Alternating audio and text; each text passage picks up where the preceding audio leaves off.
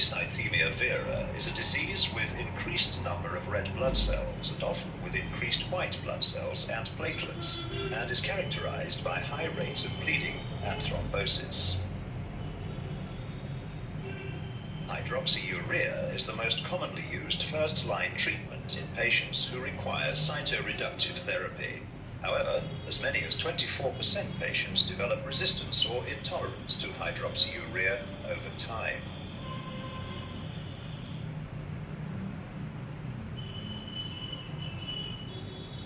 Physicians sometimes continue treatment with hydroxyurea as long as some benefit is perceived.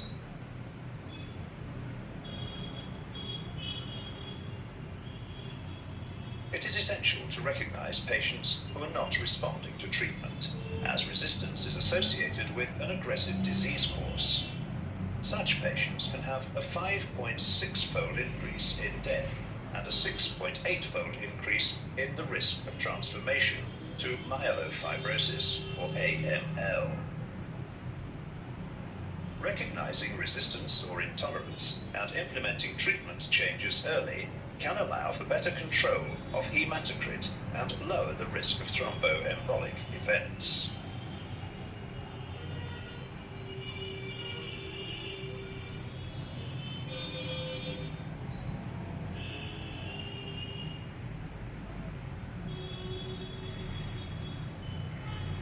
Need for phlebotomy to keep hematocrit less than 45% after 3 months of at least 2 grams per day of hydroxycarbamide.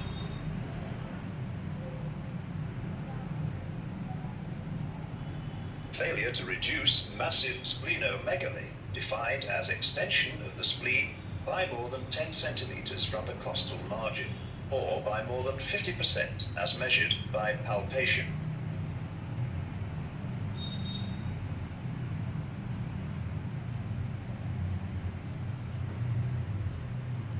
Failure to completely relieve symptoms related to splenomegaly after 3 months of at least 2 grams per day of hydroxycarbamide.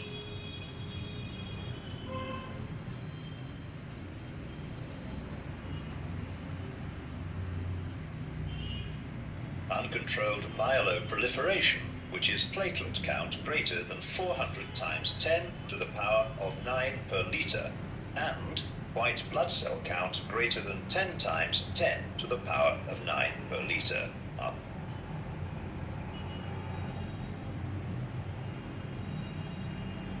Absolute neutrophil count less than 1 times 10 to the power of 9 per liter, or platelet count less than 100 times 10 to the power of 9 per liter. Presence of leg ulcers or other unacceptable hydroxycarbamide-related non-hematological toxicities, such as mucocutaneous manifestations, gastrointestinal symptoms, pneumonitis, or fever at any dose of hydroxycarbamide.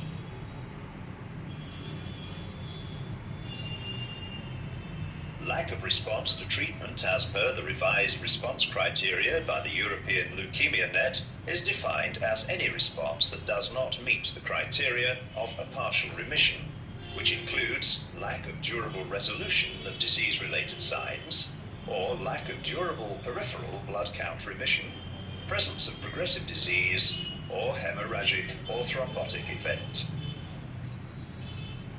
Jakavi is indicated in the treatment of splenomegaly or disease-associated symptoms in patients with intermediate or high-risk myelofibrosis, with primary myelofibrosis, or as a complication of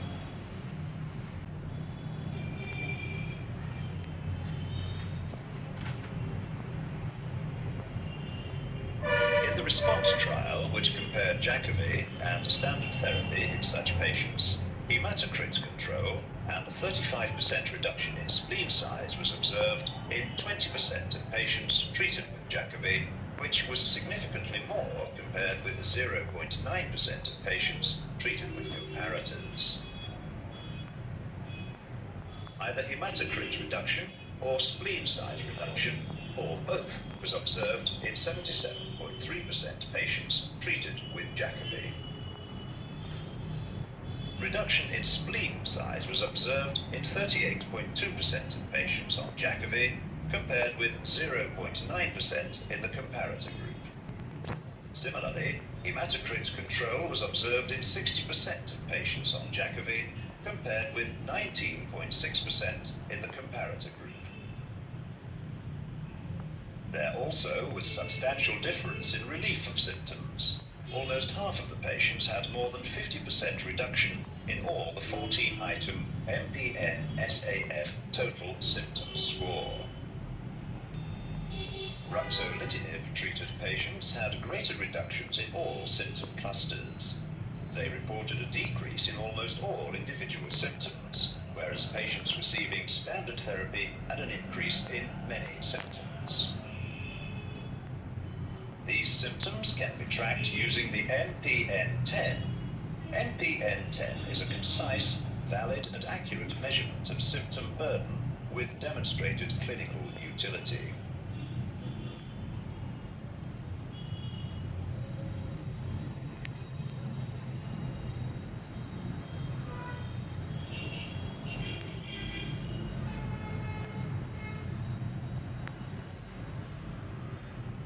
Treatment with Jakavi was also noticed to affect the allele burden of the JAK2V617F mutation, which is observed in as many as 95% of polycythemia vera patients. Indeed, the results from the response study revealed that the mean reduction in allele burden with Jakavi was tenfold compared to the reduction observed with best available therapy after 32 weeks. The allele burden was further lowered by 22% from baseline after 80 weeks of treatment.